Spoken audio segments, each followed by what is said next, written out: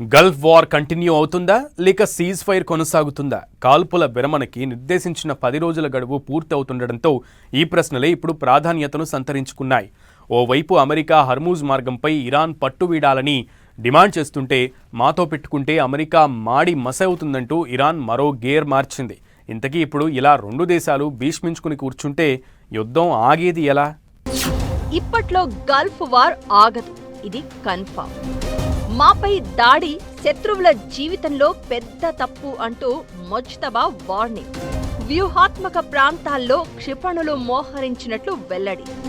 పశ్చిమాసియాలో పెరుగుతున్న యుద్ధ భయాలు.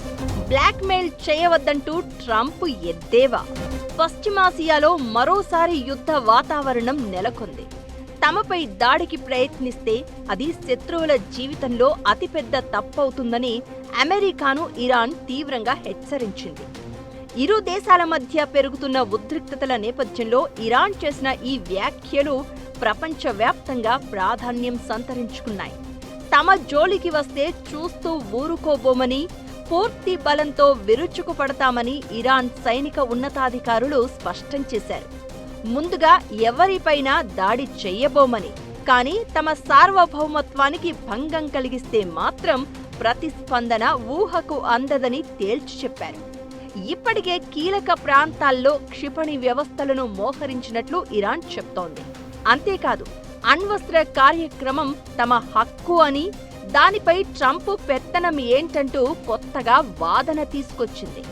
అయితే గత వారంలోనే నాన్ ప్రొలిఫరేషన్ ట్రీటీపై సంతకం చేసిన ఇరాన్ సడన్ గా ఇప్పుడు ఇలా ఎందుకు మాట్లాడుతుంది తెలియదు. ఏప్రిల్ 21తో ట్రంప్ ప్రకటించిన సీజ్ ఫైర్ గడువు ముగుస్తుంది. ఈ నేపథ్యంలో తాజాగా అమెరికా ఇరాన్ మాటల యుద్ధం మిగిలిన దేశాలకు హడలు పుట్టిస్తోంది. రెండో రౌండ్ చర్చలకు వేదిక సిద్ధమవుతోందన్న తరుణంలో ఇలా వార్ ఆఫ్ వర్డ్స్ చోటు చేసుకోవడం శాంతి ప్రయత్నాలకు అడ్డుకట్ట వేసేది. ఈ పరిణామాలు ఇలా ఉంటే, మరోవైపు అయతొల్లా ఖమేనీ అంత్యక్రియలు ఇరాన్ ఇప్పటిదాకా చేయలేదు.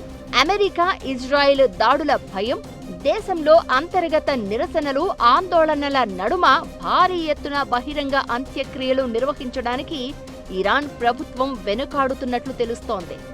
ఈ పరిణామం దేశంలో నెలకొన్న తీవ్ర రాజకీయ అనిశ్చితికి, ప్రభుత్వ బలహీనతకు అద్దం పడుతోందని కూడా చెప్తూ ఉండడం గమనార్హం. ప్రస్తుతం ఇజ్రాయెల్కు దూరంగా తుర్కుమెనిస్తాన్ సరిహద్దు సమీపంలో ఉన్న ఖమేనీ స్వస్థలం మష్హద్లో ఖననం చేయాలనే ప్రతిపాదనలు ఉన్నాయి. అయితే దీనిపై కూడా తుది నిర్ణయం తీసుకోలేదు. అమెరికా ఇరాన్ మధ్య కుదిరిన తాత్కాలిక కాల్పుల విరమణ కూడా ముగింపు దశకు రావడంతో భద్రతాపరమైన ఆందోళనలు మరింత పెరిగాయి. ఈ నేపథ్యంలోనే ఇరాన్ ప్రభుత్వం ఖమేనీ ఖననం విషయంలో ఆచితూచి అడుగులు వేస్తోంది. ఓవైపు పశ్చిమాసియాలోని కీలక జలసంధుల్లో అమెరికా నౌకాదళం గస్తీ పెంచడం వివాదాన్ని మరింత తీవ్రతరం చేసింది. దీనికి ప్రతిగా ఇరాన్ తన సైనిక శక్తిని ప్రదర్శిస్తూ అత్యాధునిక డ్రోన్లు, సుదూర క్షిపణులను ప్రదర్శనకు ఉంచింది. ఇరాన్ మాత్రం హర్మూజ్తో పాటు బాబల్ మాండెబ్ జలమార్గాన్ని కూడా మూసేస్తామంది. దీంతో ఇరాన్ హెచ్చరికలతో ప్రపంచ దేశాల్లో ఆందోళన వ్యక్తమవుతోంది.